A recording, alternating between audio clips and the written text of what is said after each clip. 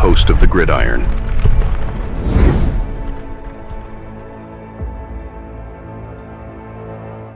He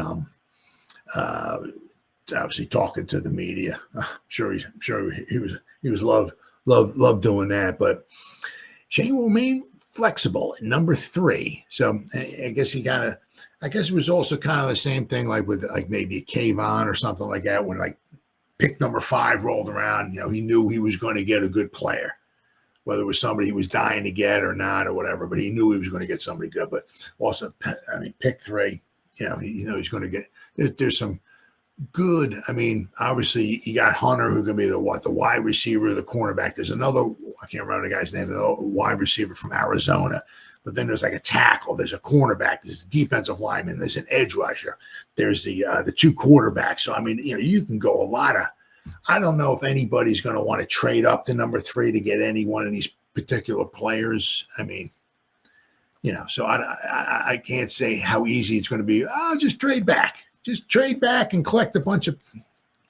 Takes 2 to tango. You know what I mean? So we'll have to wait and see. But, you know, I mean, the Giants can go a lot of different ways in this one here. And Shane was speaking to the media. He said he's going to try to remain open to anything with the number 3 overall pick. We know we're going to get a good player. So Giants desperately need a quarterback, but picking number 3 overall could get squeezed out of one of the top signal callers in the 2025 NFL draft. We'll have to wait and see. Ward and Sanders currently sit as the consensus top 2 quarterbacks with a perceived fall off as the draft process begins to ramp up. With both Tennessee and the Browns picking 1 and 2 respectively, also potential needing quarterbacks and the possibility another club trades up, perhaps the Raiders at number 6. Giants might be forced to go in another direction. However, if it plays out, Shane knows he'll be getting a good player.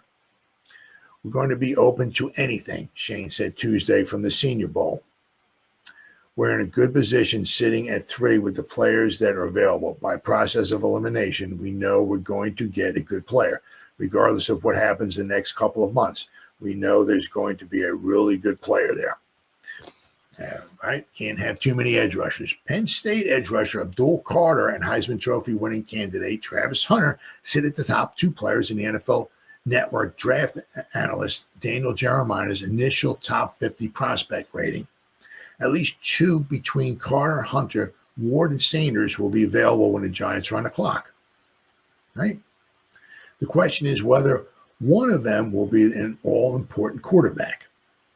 New York's predicament, coupled with other quarterback-needy teams like the Raiders, the Jets, the Saints, etc., is why signal callers are destined to be pushed up during the draft process. While Ward and Sanders might remain the clear-cut top 2, quarterbacks like Jackson Dart, I'm going to talk about in a minute here, Jalen Milroe, Kyle McLeod, and others will be heavily discussed and dissected as the draft season unfolds. Ooh. Joe Schoen hints at the Giants' flexible draft plans. New York Giants general manager Joe Schoen is confident he'll be able to add a star to number 3, no matter who gets picked atop the 2025 NFL draft. Football is so often a metaphor for life, and life is a matter of perspective. The Giants have a predicament on their hands after beating the Indianapolis Colts and earning the number 3 overall pick in a 2-quarterback class. They could leave the first round without a franchise quarterback and far more questions than answered under center.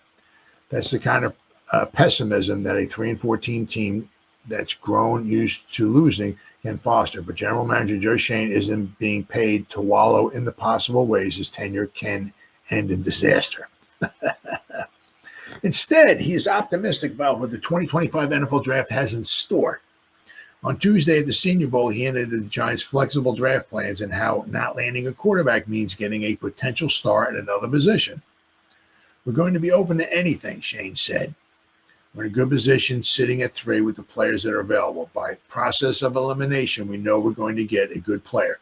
Regardless of what happens the next couple of months, we know there's going to be a really good player there. Much of New York's draft hype has surrounded Colorado, obviously, quarterback Shedeur Sanders. with ability to avoid turnovers and enough physical talent. Check the box. He's viewed as a relatively safe passer atop the 2025 class. Miami quarterback Cam Ward joins him in the fight to be the first signal caller taken in April. He's more talented, but less refined around the edges, making him a gamble the Giants could fall in love with as a dual threat standout takes over the league. Yes, it does. It's starting to take over. However, both the Titans and the Browns need quarterbacks and pick before the Giants. That poses an issue for Shane, who is entering the fourth year of his administration, still without a franchise quarterback.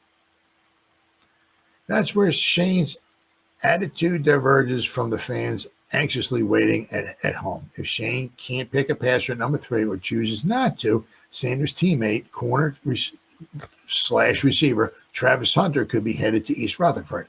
Hunter, the Heisman winner, and Penn State edge rusher Abdul Carter are the favorites to be the first non-quarterbacks off the board. Hunter will likely play corner at the next level and then moonlight as a receiver as necessary.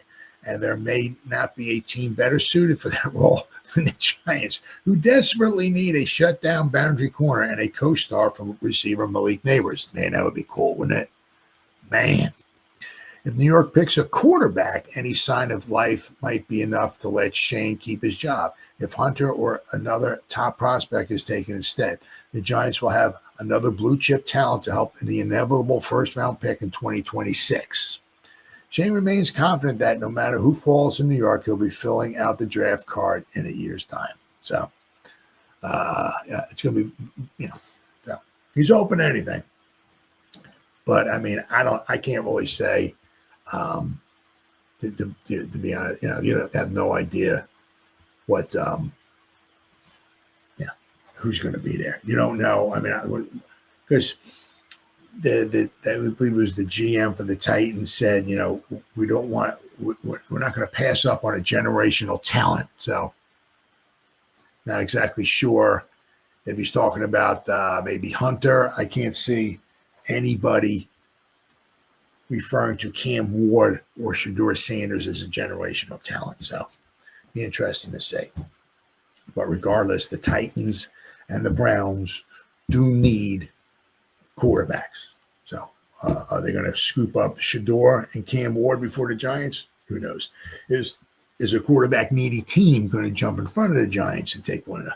Who knows? But regardless of that, also, there's going to be other quarterbacks later on in the draft, right?